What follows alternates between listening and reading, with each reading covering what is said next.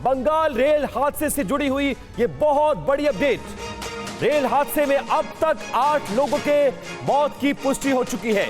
Rail मंत्री अश्विनी वैष्णव घटना स्थल के लिए दिल्ली से रवाना हो चुके हैं और मौके पर एनडीआरएफ की कई टीमें मौजूद हैं जो राहत और बचाव कार्य कर रही हैं।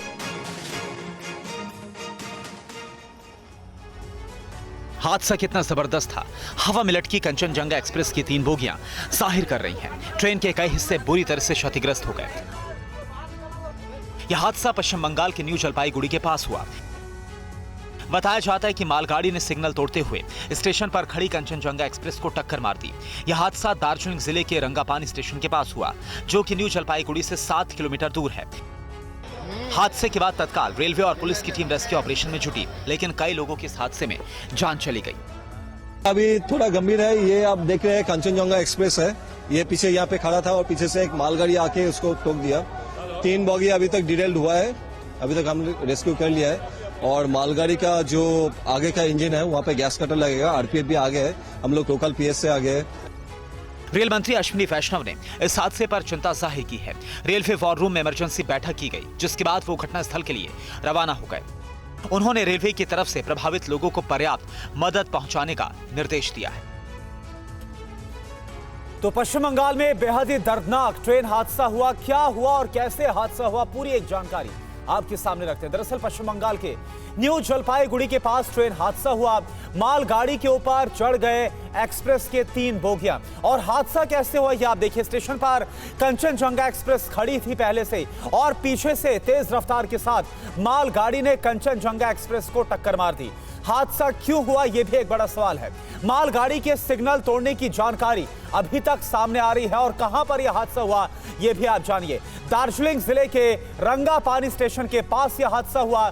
न्यू जलपाईगुड़ी से 7 किलोमीटर दूर यह हादसा हुआ। और आपको बता दें कि घटनास्थल पर मौजूद लोगों ने क्या कुछ देखा, सुनिए उनकी आंखों देखी। एक ही पटरी पे शायद एक ट्रेन खड़ी थी या जा रही थी, शायद स्लो थी, और मतलब एक ट्रेन आ रही थी, आके जो है मतलब ऐसी दुर्घटना हुई है। शायद 1-2 जो है डेड बॉडी मैंने अभी देखा है। सुबह से अभी तो रेल की तरफ से कोई रेस्क्यू टीम नहीं आया है, अभी पब्लिक लोग ही सब कर रहा है। कितने पैसेंजर्स हताहत हुआ है इसमें? अभी तो हिसाब से 50-60 तो हुआ है। अच्छा। और भी ज्यादा हो सकता है। अच्छा, तो डेड बॉडी भी बहुत निकला है, अभी तो लोकल लोग ही सब कर रहा है। जब ये घटना घटी तब टाइम हो रहा था अप्रॉक्स 8:35 मॉर्निंग। तो जितना हम लोग को पता चला, सामने कंचना जो एक्सप्रेस है वो धीरे गति से चल रहा था, वो खड़ा नहीं था, धीरे गति चल रहा था। पीछे से जो मालगाड़ी है वो अचानक बहुत स्पीड से था, वो आके पीछे से मार दिया उसको। आवाज़ मतलब मेरा तो B1 कुछ था, बहुत जोर से मतलब झटका दिया है। तो जैसे झटका दिया तो सब ऐसे बोल रहा था कि एक्सीडेंट हो गया, एक्सीडेंट हो गया। हम भी चिल्ला रहा था, सब रो रहा था। फिर हम तुरंत बाहर आके देखा कि यहाँ पीछे से एक्सीडेंट हुआ है ट्रेन का। अच्छा, तो अभी क्या है, कितने लोगों की मौत हुई है, कुछ आपने देखा है कुछ, या आपके बॉगी में कितने लोग इंजर्ड हुए? मेरा बॉगी में तो मैं एक इंजर्ड हुआ, मेरे सिर में लगा है। और न्यू जलपाईगुड़ी में हादसे वाली जगह पर एनडीआरएफ रेस्क्यू ऑपरेशन में जुटी है, तो वहीं दिल्ली में रेलवे के वॉर रूम में रेस्क्यू ऑपरेशन की मॉनिटरिंग की जा रही है। तो एक तरफ राहत और बचाव का कार्य किया जा रहा है, वहीं दूसरी तरफ वॉर रूम में लगातार इसकी मॉनिटरिंग भी की जा रही है।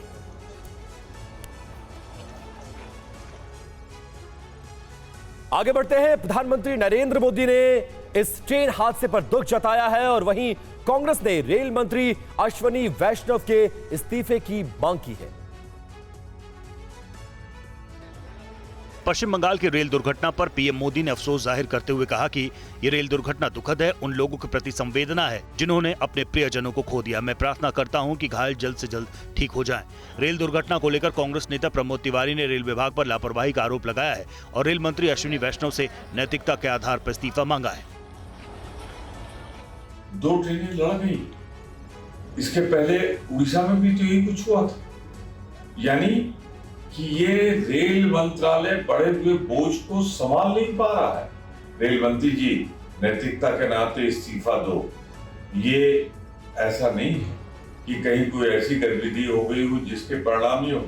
सच्चाई तो ये है कि आपके रेल विभाग के महकमे के चलते हुए, उनकी लापरवाही से, उनकी गैर जिम्मेदाराना ढंग से जिस तरह चलाया जा रहा है, उसका नतीजा है कि ये इतनी जाने उसमें बलिदान। पश्चिम बंगाल के न्यू जलपाईगुड़ी ट्रेन हादसे में मुआवजे का ऐलान भी किया गया है। बड़ी खबर आपको बताएं, मृतकों के परिजनों को 2 लाख रुपए के मुआवजे का ऐलान किया गया है। घायलों को 50,000 रुपए के मुआवजे का ऐलान किया गया है।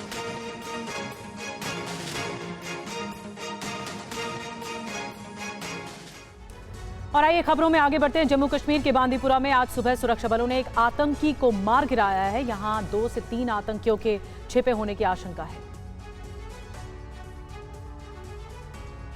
आरागाम के जंगलों की तरफ बंदूकों के मुंह खोल दिए गए हैं। सुरक्षा बल के जवान मुस्तैद हैं। जंगलों की आड़ लेकर आतंकी छिपे हैं। पर्याप्त संख्या में सेना के जवानों को घटनास्थल पर लगाया गया है। बताया जाता है कि रविवार को सेना के जवानों को कुछ फायरिंग की आवाज सुनाई दी, जिसके बाद सर्च ऑपरेशन चलाया गया। आज सुबह जैसे आतंकवादियों ने सुरक्षा बलों को देखा, फायरिंग तेज कर दी गई, जिसके बाद आतंकवादियों को घेर लिया गया। जवाबी कार्रवाई में एक आतंकी को मौत के घाट उतार दिया गया। उसका शव ड्रोन के जरिए जंगलों में देखा गया है। हालांकि अभी तक उसकी पहचान नहीं हो पाई है। यह हमला ऐसे वक्त किया गया जब कल ही गृह मंत्री अमित शाह ने जम्मू कश्मीर की सुरक्षा व्यवस्था को लेकर मीटिंग की, जिसमें एनएसए अजीत डोवल के साथ हाई लेवल मीटिंग हुई। आतंकवादियों के खिलाफ एक्शन प्लान तैयार किए जाने के बाद वो बौखलाहट में है। गृह मंत्री अमित शाह ने जम्मू के अधिकारियों को निर्देश दिया कि आतंकवाद का सफाया किया जाए और आतंकवादियों की मदद करने वालों पर भी सख्ती की जाए। बहरहाल 9 जून से अब तक रियासी, कठुआ, डोडा और अब बांदीपुरा समेत कुल 5 जगहों पर आतंकवादी हमले हो चुके हैं।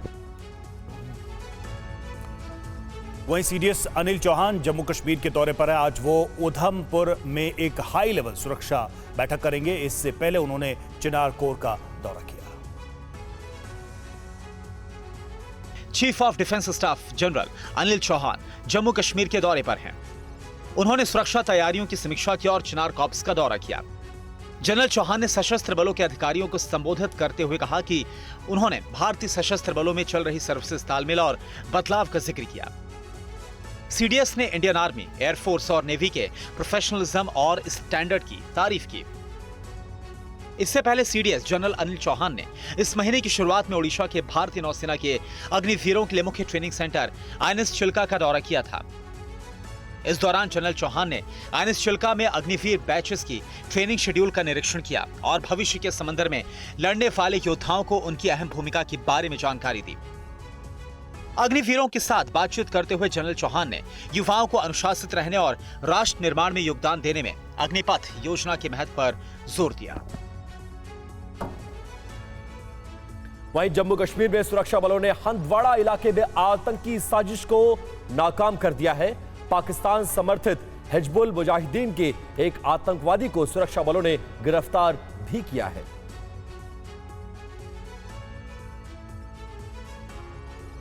सुरक्षा बलों की गिरफ्तारी में आया ये शख्स हिजबुल मुजाहिदीन का आतंकी है, जिसे जम्मू कश्मीर के हंदवाड़ा में कई आतंकी हत्या की वारदातों को अंजाम देने के आरोप में गिरफ्तार किया गया। आतंकवादी की पहचान ग्यारू के कचरी के अब्दुल हामिद मीर के बेटे जाकिर हामिद मीर के रूप में की गई है। बताया जा रहा है कि सुरक्षा बलों की संयुक्त टीम ने सोमवार को हंदवाड़ा के कचरी गांव से इसे गिरफ्तार किया। जम्मू पुलिस के मुताबिक ये आतंकी पाकिस्तान स्थित हैंडलर जहूर अहमद मीर के संपर्क में था। इसे इलाके में आतंकी गतिविधियों को अंजाम देने का काम सौंपा गया था। जो ये टेररिस्ट था, ये आइडेंटिफाई हुआ जाकिर हमीद मीर, सन ऑफ अब्दुल हमीद मीर, कचरी चोगल का। पाक में एक पाक हैंडलर है जो यहीं का है, पाक हैंडलर है, एचएम ऑर्गेनाइज के साथ वाबस्ता है, उसी के कंटिन्यूस टच में था और उसी के शय पे ये काम कर रहा था। पुलिस के मुताबिक आतंकी जहूर अहमद मीर के कब्जे में एक चीनी पिस्तौल और एक हैंड ग्रेनेड भी बरामद किया गया है। मीर से पूछताछ की जा रही है। केंद्रीय गृह मंत्री अमित शाह ने मणिपुर के हालात की समीक्षा के लिए बैठक बुलाई है। यह बैठक आज शाम 4 बजे होगी।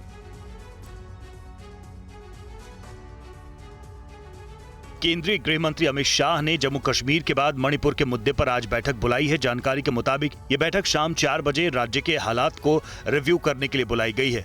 बैठक में मणिपुर के सीएम एन बीरेन सिंह मौजूद रहेंगे। सुरक्षा रिव्यू बैठक में केंद्रीय गृह मंत्री के अधिकारी, सेना और अर्धसैनिक बलों के प्रतिनिधि मौजूद रहेंगे। राज्य में 1 साल से ज्यादा समय पहले जातीय संघर्ष भड़कने के बाद से रुक रुक कर हिंसक वारदातों और कानून व्यवस्था की समीक्षा की जाएगी। मणिपुर के राज्यपाल अनुसुईया उइके ने गृह मंत्री से मुलाकात की थी।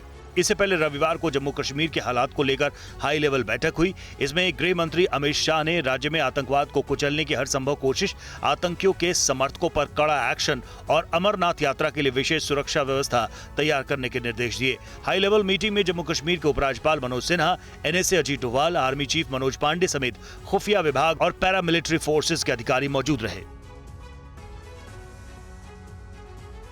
और अब बात दिल्ली की। दिल्ली में पानी की कमी को लेकर बीजेपी का हल्ला बोल जारी है। सांसद बांसुरी स्वराज और प्रदेश अध्यक्ष वीरेंद्र सचदेवा समेत बड़ी संख्या में कार्यकर्ताओं ने मटका फोड़ प्रदर्शन किया है। एक तरफ दिल्ली की सड़कों पर पानी का संग्राम, दूसरी तरफ पानी के लिए सड़कों पर आवाम है। दोनों तस्वीरें जैसे दिल्ली के लिए कई दिनों से नियति सी बन गई है। गीता कॉलोनी, कालकाजी समेत कई जगहों पर पानी के लिए जद्दोजहद जारी है। बावजूद इसके कई लोगों की बाल्टी और पानी के गैलन खाली रह जा रहे हैं। इधर खाली मटके के साथ प्रोटेस्ट पर उतरे बीजेपी भी खाली हाथ है, लेकिन संघर्ष जारी है। बताया जा रहा है कि दोनों परिस्थितियों का समाधान एक है, पानी। दिल्ली के चांदनी चौक स्थित लालबाग में सांसद प्रवीण खंडेलवाल ने प्रोटेस्ट किया। इधर नई दिल्ली की सांसद बांसुरी स्वराज भी पानी आपूर्ति को लेकर सड़क पर मोर्चा संभाले हुए नजर आई। एक दशक से केजरीवाल सरकार यहाँ पर सत्ता भोग रही है, लेकिन माननीय मुख्यमंत्री जी और उनकी सरकार ने कुछ नहीं करा है। तो 10 सालों में इस समस्या का स्थायी समाधान उन्होंने क्यों नहीं निकाला? वो इसलिए नहीं निकाला क्योंकि केजरीवाल की सरकार हमको हल निकालना चाहती ही नहीं है। वो चाहते हैं कि ये मुद्दा जीवित रहे और उसके जरिए वो आरोप की राजनीति करती रहे। और दिल्ली में पानी की कमी के लिए बीजेपी ने सीएम अरविंद केजरीवाल की सरकार को जिम्मेदार ठहराया है। पार्टी के प्रदेश अध्यक्ष वीरेंद्र सचदेवा ने टैंकर माफिया के साथ आम आदमी पार्टी की साठगांठ का आरोप लगाया है। दिल्ली में सुबह उठते ही लोग लंबी लाइन में लगते हैं, घंटों वाटर टैंकर का इंतजार करते हैं, मिलता नहीं है एक बाल्टी पानी। क्या स्थिति है? उसका कारण है ये केजरीवाल पानी का चोर है। मुख्यमंत्री, मंत्री, विधायक पानी की कालाबाजारी करते हैं, पानी बेचने का काम करते हैं और जो पानी आ रहा है वो गंदा आ रहा है। पिछले 10 सालों में दिल्ली की सरकार होने के बावजूद अगर आज दिल्ली वाले एक एक बूंद पानी के लिए तरस रहे हैं तो उसका जिम्मेदार सिर्फ है अरविंद केजरीवाल की आम आदमी पार्टी की सरकार है। सर ये बताइए कि आतिशी ने आरोप लगाया है कि जो वाटर पाइपलाइन जा रही है बीजेपी उसमें खुद सुराख कर रही है, साजिश रच रही है। आतिशी मार लेना मतलब झूठ बोलना। मैं चुनौती देता हूँ आतिशी को, साबित करें अन्यथा अपने पद से इस्तीफा दें। हम विपक्ष में हैं, हमारा काम है दिल्ली की जनता की आवाज उठाना और जब तक आवाज उठाते रहेंगे तब तक धरने प्रदर्शन करते रहेंगे जब तक दिल्ली वालों को उनके हक का एक एक बूंद पानी नहीं मिल जाता। वाटर टैंकर माफिया पर क्या कहना चाहिए? Water tanker mafia Arvind Kejriwal पाल रहे हैं। प्रकाश जारवाल पे कार्रवाई करके दिखाएं, आतिशी मार लेना। उस पर तो हत्या का मुकदमा भी है। भावना घोड़ के हमने प्रूफ दिए कि उनके ऑफिस में बैठ के पानी का व्यापार होता है। वहीं बीजेपी सांसद मनोज तिवारी भी मटका फोड़ प्रदर्शन के लिए सड़क पर उतरे और उन्होंने कहा कि केजरीवाल सरकार दूसरे राज्यों पर ठीकरा फोड़ रही है, लेकिन उसके खुद का बर्तन ही ठीक नहीं जिसमें वो पानी रख सके। ये पानी का संकट टोटल आम आदमी पार्टी की दिल्ली सरकार का फेल्योर है। दिल्ली का 55% पानी या तो ये टैंकर माफियाओं को बेच रहे हैं या तो पानी वेस्ट हो रहा है, क्योंकि 10 साल से 15 साल से एक भी पाइप नहीं बदली गई है। पाइप लीक है, टूटी हुई है, जर्जर है, लेकिन नीति ही नहीं है, नीयत ही नहीं है काम करने की। और उसके कारण आज दिल्ली की जनता को पानी के लिए त्रस्त होना पड़ रहा है और हम भाजपा के लोग सड़कों पे हैं। लेकिन आतिशी कहती है कि हरियाणा से पानी कम छोड़ा जा रहा है, इस वजह से दिक्कत बोल रही हैं, सरासर झूठ बोल रही हैं। एलजी महोदय की सीएम से बात हुई, हमारी भी सैनी साहब से बात हुई है। वो कहते हैं जितना एलोकेटेड वाटर है उतना पूरा मिल रहा है, प्लस थोड़ा सा और बढ़ाए भी हैं। लेकिन जिसको पानी मिल रहा है अगर उसका बर्तन ही नहीं ठीक है रखने का, उसके पाइप नहीं ठीक हैं, तो उसके लिए आप दूसरों को दोष क्यों दे रहे हो? और देखिए बड़ी खबर आपको बताएं, विदेश मंत्री से मुलाकात की है अमेरिकी एनएसए जैक सुलिवन ने। नई दिल्ली में जयशंकर और सुलिवन की मुलाकात हुई है। मुलाकात की तस्वीरें इस वक्त हम आपको दिखा रहे हैं। भारत के राष्ट्रीय सुरक्षा सलाहकार अजीत डोभाल से भी मुलाकात हुई है। एनएसए जैक सुलिवन की तीसरी मोदी सरकार में अमेरिका के टॉप अफसर का यह पहला दौरा है। और सुमित इस वक्त हमारे साथ जुड़े हैं, लेकिन इससे पहले ये दो तस्वीरें हम आपको दिखा दें। विदेश मंत्री एस जयशंकर से मुलाकात की तस्वीरें आपके सामने, अमेरिकी एनएसए जैक सुलिवन की मुलाकात, और इसके साथ साथ आप देखिए भारतीय एनएसए अजीत डोवाल और साथ में हैं जैक सुलिवन अमेरिका के एनएसए। तो ये जो मुलाकात है, दोनों मुलाकात काफी ज्यादा अहम मानी जा रही है। सुमित चौधरी इस वक्त हमारे साथ जुड़े पूरी जानकारी के साथ। सुमित, ये दो अहम और बड़ी मुलाकात, इन दोनों मुलाकातों से क्या निकलकर सामने आ रहा है अभी तक? देखिए, बिल्कुल करुणा, ये महत्वपूर्ण मुलाकात इसलिए भी है क्योंकि सरकार बनने के बाद पहली बार यूएस का इतना बड़ा डेलीगेशन, खासतौर पर जिसमें खुद एनएसए मौजूद है यूएस के जैक सुलिवन, और उनके साथ अजीत डोवाल भी मौजूद है। इसके बाद एक बड़ा डेलीगेशन है जो उनके साथ आया है, और उसमें ना सिर्फ टेक्नोलॉजी ट्रांसफर के अलावा कई ग्लोबल और कुछ स्ट्रेटेजिक पार्टनरशिप के ऊपर भी बातचीत की जाएगी। कई मुद्दे हैं जिसमें इसमें डिस्कस किए जाएंगे, खासतौर पर भारत किस तरीके से और महत्वपूर्ण स्ट्रेटेजिक पार्टनर का रोल निभा सकता है। तो ये सभी महत्वपूर्ण मुद्दों के ऊपर लगातार बातचीत होगी। और कल एक बड़ी महत्वपूर्ण मीटिंग है जिसके अंदर कई सीईओ जो है कंपनी के, वो भी कह सकते हैं कि आमने सामने बैठेंगे, कई मुद्दों के ऊपर बातचीत करेंगे। तो निश्चित तौर पर ये 2 दिन का दौरा उनका, जिसमें एक बड़ा डेलीगेशन उनके साथ आया है, कई महत्वपूर्ण बिंदुओं में स्ट्रेटेजिक पार्टनरशिप है और टेक्नोलॉजी ट्रांसफर के ऊपर बातचीत। ठीक है, यानी ये 2 दिन का दौरा जैक सुलिवन का और कई स्ट्रेटेजिक पार्टनरशिप और कई टेक्नोलॉजी के लिहाज से ये काफी अहम माना जा रहा है। शुक्रिया आपका सुमित चौधरी इस पूरी जानकारी के लिए। और आइए खबरों में आगे बढ़ते हैं। एक बड़ी खबर आपको बता दें, एयर इंडिया के खाने पर कांग्रेस सांसद ने सवाल उठा दिए हैं। एयर इंडिया के मेन्यू को सोशल मीडिया पर शेयर कर दिया है। मणिक्कम टैगोर ने पूछा कि हिंदू मुस्लिम खाना क्यों, क्या एयर इंडिया पर संघ का भी कब्जा है, ये टैगोर ने सवाल किया। उम्मीद है सरकार कार्रवाई करेगी, कोई एक्शन लेगी। ये वो हम आपको दिखा रहे हैं कि पूरा मेन्यू पोस्ट कर दिया है सोशल मीडिया पर। क्या एयर इंडिया पर भी संघ का कब्जा, ये सवाल पूछा है और कई सवाल खड़े किए एयर इंडिया के खाने पर, और उम्मीद भी जताई गई है कि सरकार कोई एक्शन लेगी इस खाने को लेकर। क्यों खाने को लेकर हिंदू मुस्लिम किया जा रहा है। एयर इंडिया फ्लाइट से वो सफर कर रहे होंगे और अपनी आप बीती बताई है मील को लेकर, यानी खाने को लेकर, क्यों इस तरह से हिंदू मुस्लिम खाने को लेकर फ्लाइट के अंदर किया जा रहा है।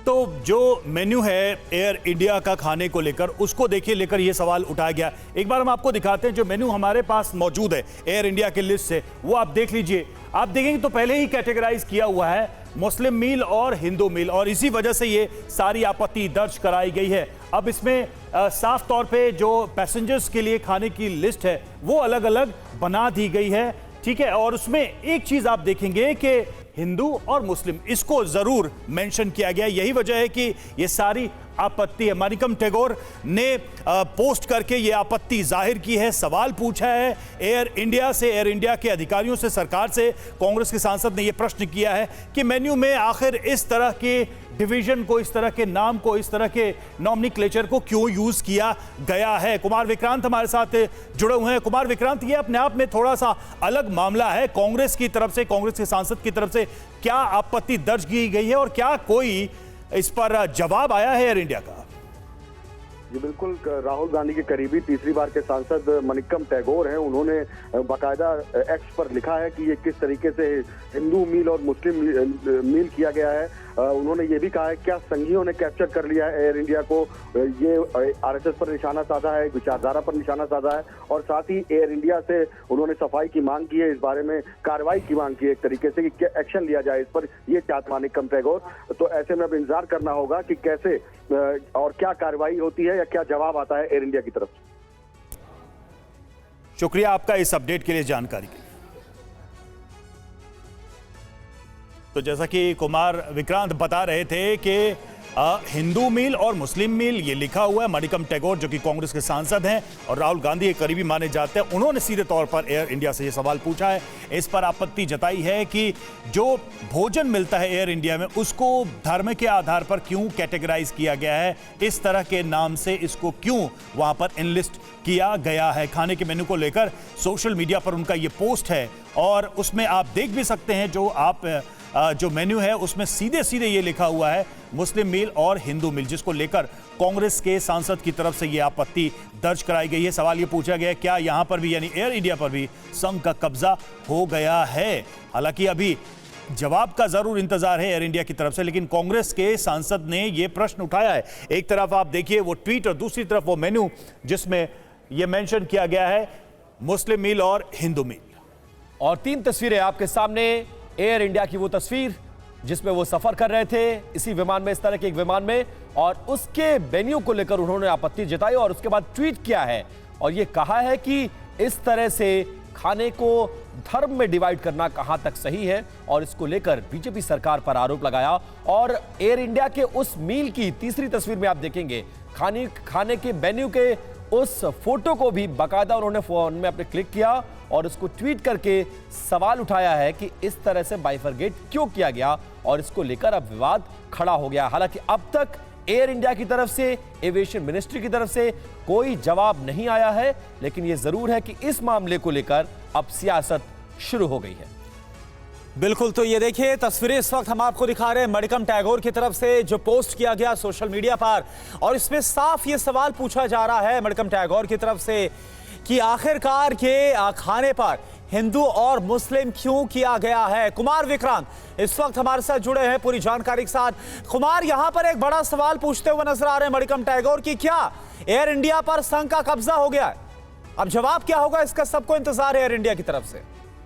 जी बिल्कुल, मणिकम टैगोर जैसा कि मैंने कहा कि वो राहुल गांधी के करीबी हैं, पिछली लोकसभा में विप रहे हैं और 3 बार के सांसद हैं। उन्होंने एक्स पर लिखा है और साफ तौर पर संघ पर निशाना साधते हुए लिखा है क्या संघ का कब्जा हो गया है, और साथ ही साथ उन्होंने पूछा है कि क्या कार्रवाई करेगी एयर इंडिया इस पर। उनका ये बार बार सवाल यही है कि आखिर मील को लेकर के हिंदू मुस्लिम और हिंदू मील और मुस्लिम लीग कैसे डिवाइड किया जा सकता है, ये बांटने की राजनीति है एक तरीके से, ये मणिकम टैगोर का कहना है। तो ये एक बड़ा विवाद है जो सामने आया है। अब इस पर एयर इंडिया की सफाई का इंतजार करना होगा।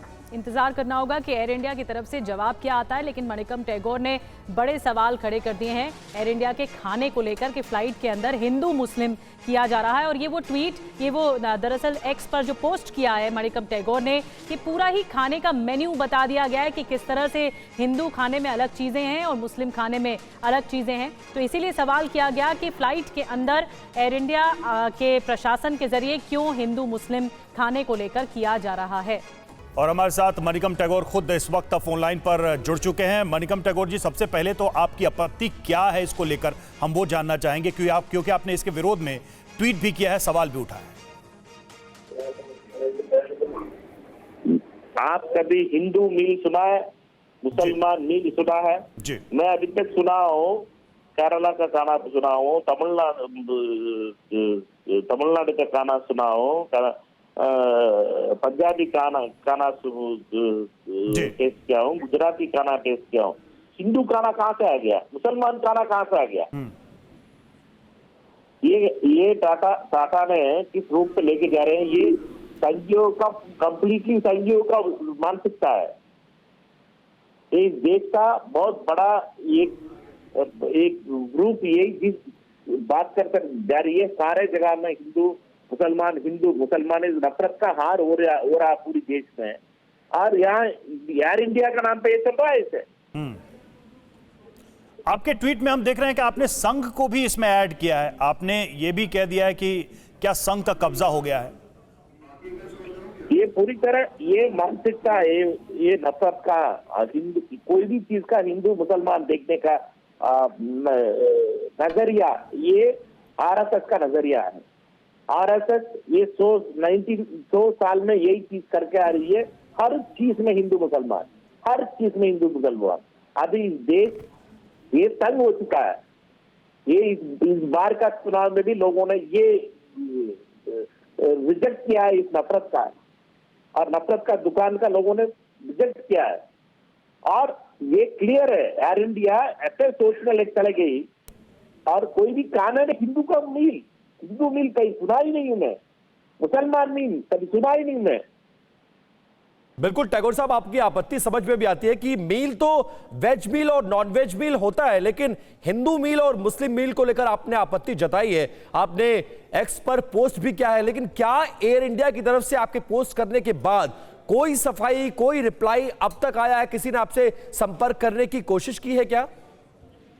मैं क्षेत्र में मैं धन्यवाद करके घूम रहा हूँ गाँव और इसलिए मेरे को अभी तक किसी का फोन नहीं आया। आपका D9 का ही फोन आया और मैं एक चीज क्लियरली बोल रहा हूँ कि मैंने इसमें टैग किया है सिविल एविएशन मिनिस्ट्री का भी, और नया मिनिस्टर है राम, और उनसे भी मेरे निवेदन यही होगा। मैं पार्लियामेंट में भी इसमें उठाऊंगा और ये बहुत बहुत दुख का बात है।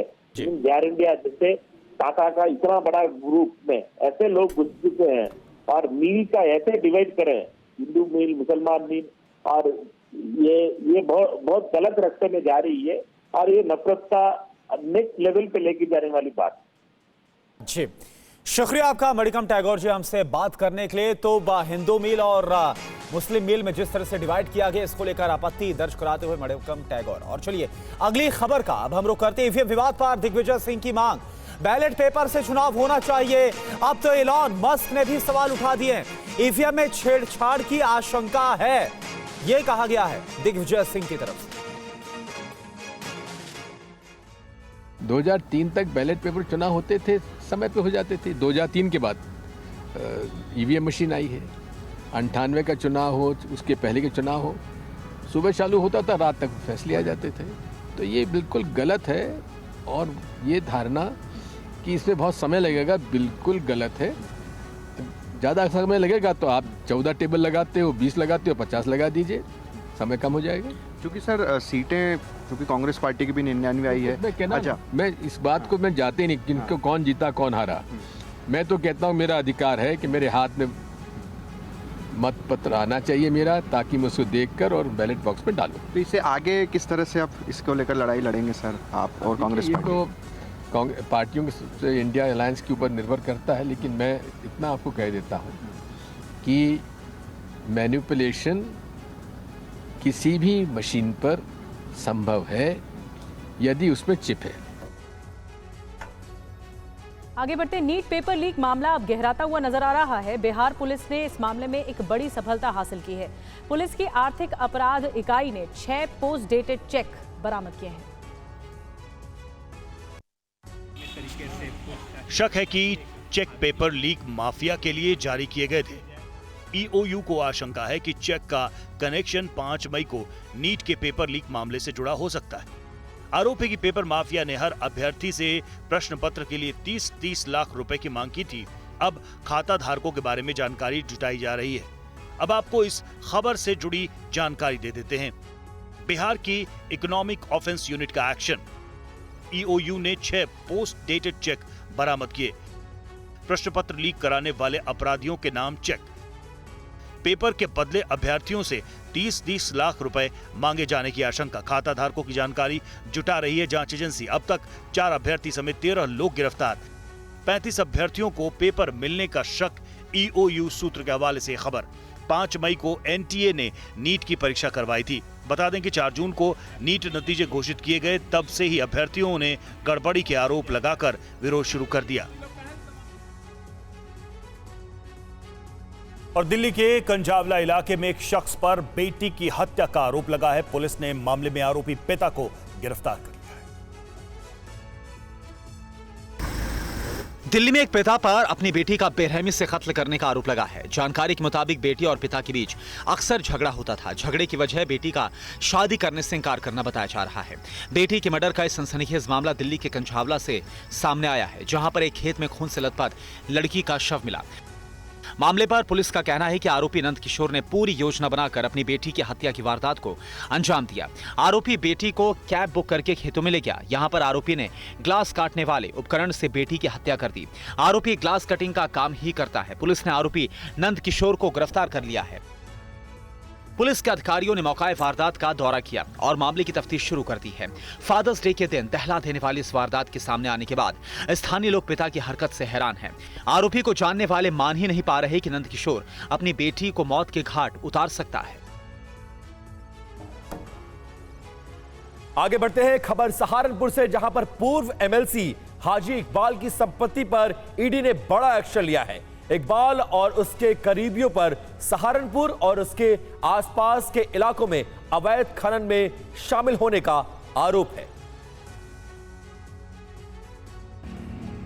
ईडी के जोनल कार्यालय ने अवैध खनन मामले में हाजी इकबाल की यूनिवर्सिटी की 121 एकड़ जमीन और सभी गाड़ियां जब्त करने की कार्रवाई की है। हाजी इकबाल पिछले कई महीनों से फरार है और दुबई में शरण लिए हुए है। उसके खिलाफ देश भर की 1 दर्जन से ज्यादा एजेंसियां तफ्तीश कर रही हैं। ये हाजी इकबाल उत्तर प्रदेश के चिन्हित माफियाओं की श्रेणी में है। इस पर लगातार कार्रवाई की जा रही है, लेकिन इसमें 506 करोड़ रुपए की संपत्ति को न्यायालय के अंतर्गत भेजा गया है। 1-2 और प्रकरण है, उसको सुनवाई की जा रही है। साथ ही ईडी के द्वारा जो कार्रवाई की गई है, ईडी द्वारा जनपद स्तर से, पुलिस स्तर से या राजस्व विभाग से जो संबंधित अभिलेख मांगे गए थे, उनको समय से पहुंचाया गया, जिसके आधार पर ईडी ने ये इतनी बड़ी कार्रवाई की है। पूर्व एमएलसी हाजी इकबाल के खिलाफ 10 साल पहले ईडी और सीबीआई ने अवैध खनन के मामले में जांच शुरू की थी, जिसके बाद उसके खिलाफ खनन घोटाला और मनी लॉन्ड्रिंग का केस दर्ज हुआ था। खबर सीतापुर से, जहां पर चलती मालगाड़ी के एक कोच में अचानक से आग लग गई और उसके बाद हड़कंप मच गया। आप देखिए 60 सेकंड में ये रिपोर्ट की कैसे लाखों का सामान इस आग में जलकर खाक हो गया।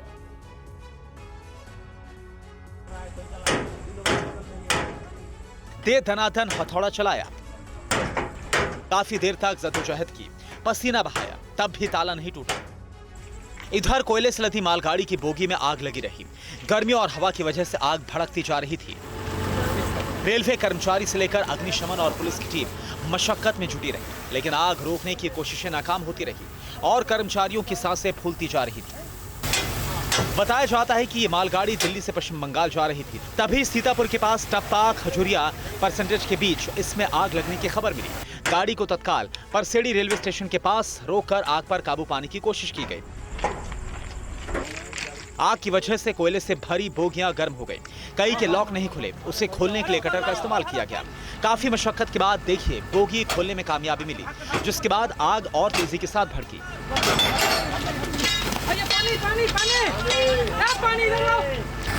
रेलवे के आला अधिकारी मामले की तफ्तीश में जुटे हैं कि आखिर आग कैसे लगी। और खबर सिक्किम से है। सिक्किम के मंगन जिले से डरा देने वाली तस्वीर सामने आई है, जिसमें सड़क बहती हुई दिख रही है।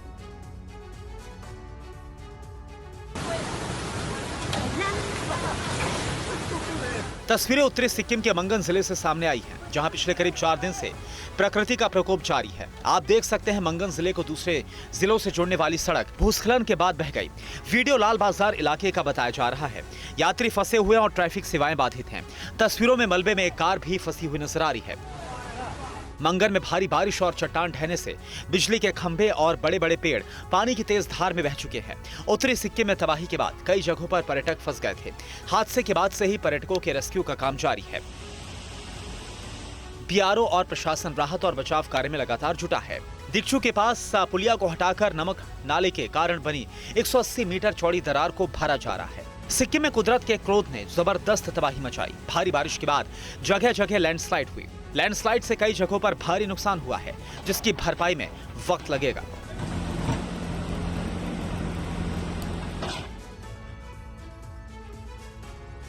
पूरे देश में आज ईद उल अजहा का त्योहार मनाया जा रहा है। इसे बकरीद के नाम से भी जाना जाता है। पीएम मोदी ने मुस्लिम समुदाय के लोगों को बकरीद की बधाई दी।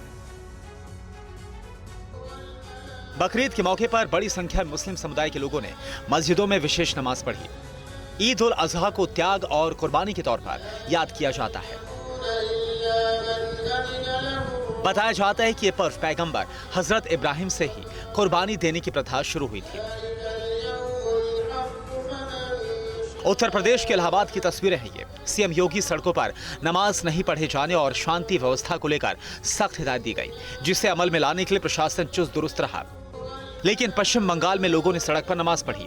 इस दौरान यातायात व्यवस्था पूरी तरह से रोक दी गई। दिल्ली समेत देश के सभी जगहों पर कड़ी सुरक्षा व्यवस्था की गई थी। इस मौके पर पैरामिलिट्री फोर्स की भी तैनाती की गई थी। लोगों ने जम्मू कश्मीर में आतंकी घटनाओं की निंदा की और शांति की प्रार्थना की। हम सब मिल करके एक दूसरे के जो त्योहार है, तीज है, उनको मिल करके मनाते हैं। इसी को कहा जाता है कि अनेकता में एकता, इसी को कहा जाता है एक भारत श्रेष्ठ भारत।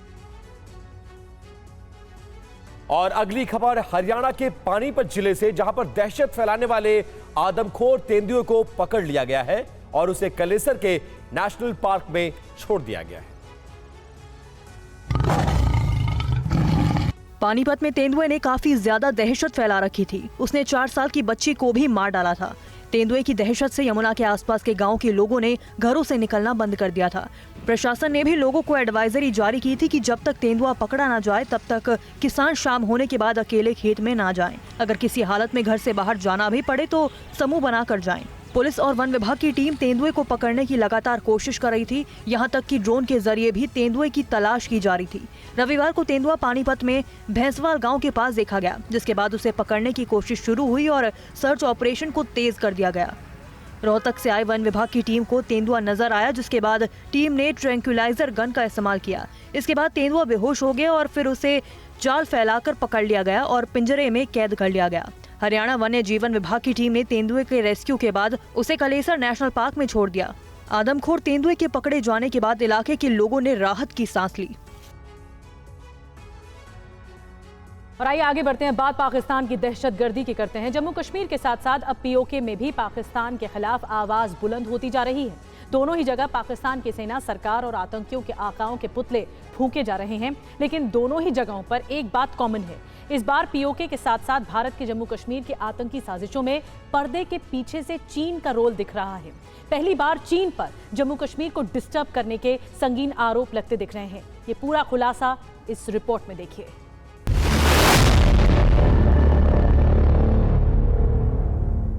मैं नरेंद्र दामोदर दास मोदी ईश्वर की शपथ लेता हूं कि मैं विधि द्वारा स्थापित भारत के संविधान के प्रति सच्ची श्रद्धा और निष्ठा रखूंगा।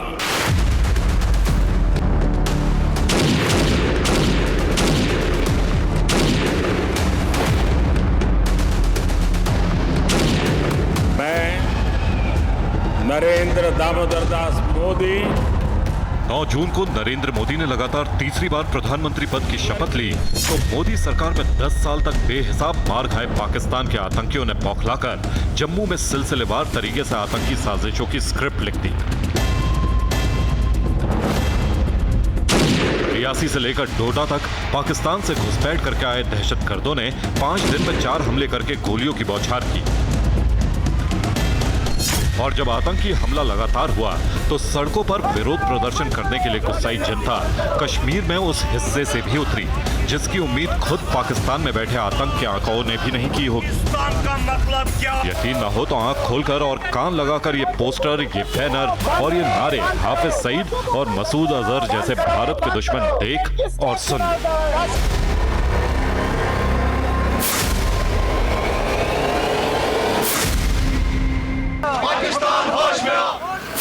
कुपवाड़ा से विरोध की आवाजें सुनकर आतंकिस्तान की चूल्हे हिल जाएंगी।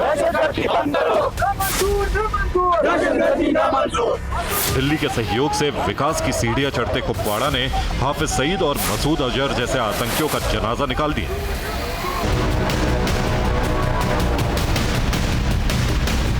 पाकिस्तान की बौखलाहट की असली वजह यही है। बदला हुआ कश्मीर पाकिस्तान को फूटी आंख नहीं सुहा रहा है। यहाँ लोगों को न सिर्फ रोजगार मिल रहा है, उनका जीवन सुधर रहा है, बल्कि इससे उत्साहित जनता का जोश इस बार चुनाव में भी देखने को मिला।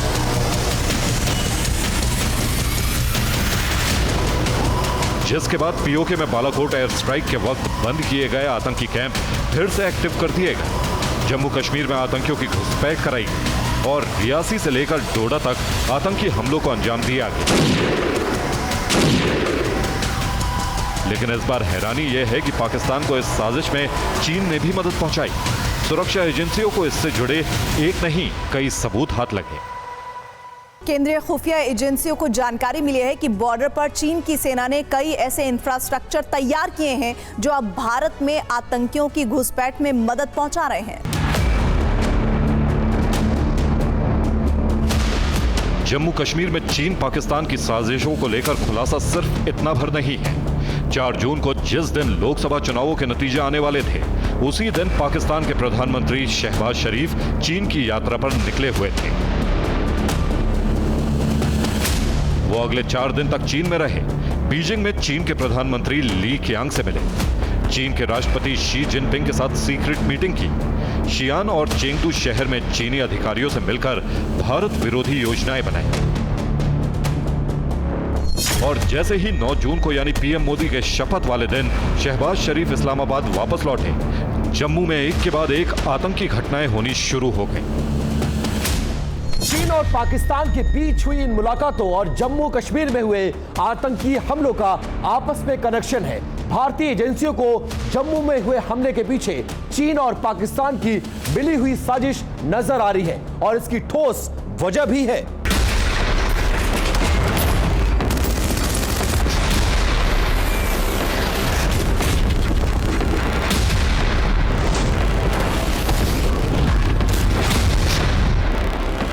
असल में भारतीय सेना ने कुछ वक्त पहले राष्ट्रीय राइफल्स के करीब 60,000 जवानों को जम्मू कश्मीर से निकालकर पूर्वी लद्दाख के अलग अलग लोकेशन पर तैनात किया है। वास्तविक नियंत्रण रेखा पर भारतीय फौज की इतनी बड़ी तैनाती से चीन बौखलाया हुआ है।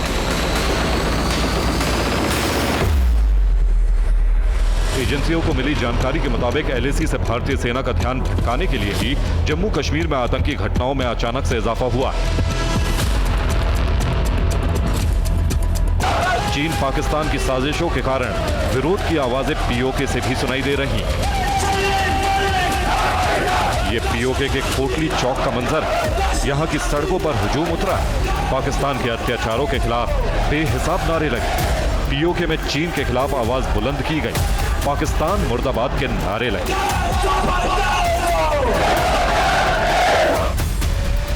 असल में चीन ने पीओके के संसाधनों को लूटने में कोई कसर नहीं छोड़ी। सीपेक को विस्तार देने में पाकिस्तान चीन को पीओके का खजाना लुटा रहा है। चीन के विरोध में आवाज उठाने वालों को पाकिस्तान की फौज लगातार जेलों में डाल रही है। ऐसे में कोटली की परेशान जनता अपनों को घर वापस लाने के लिए झंडा बुलंद कर चुकी है। पाकिस्तान के कब्जे वाले कश्मीर में लोग दशकों से फौजी जुल्मों के शिकार हैं। वो भारत में जम्मू कश्मीर की तरक्की भी साथ में देख रहे हैं।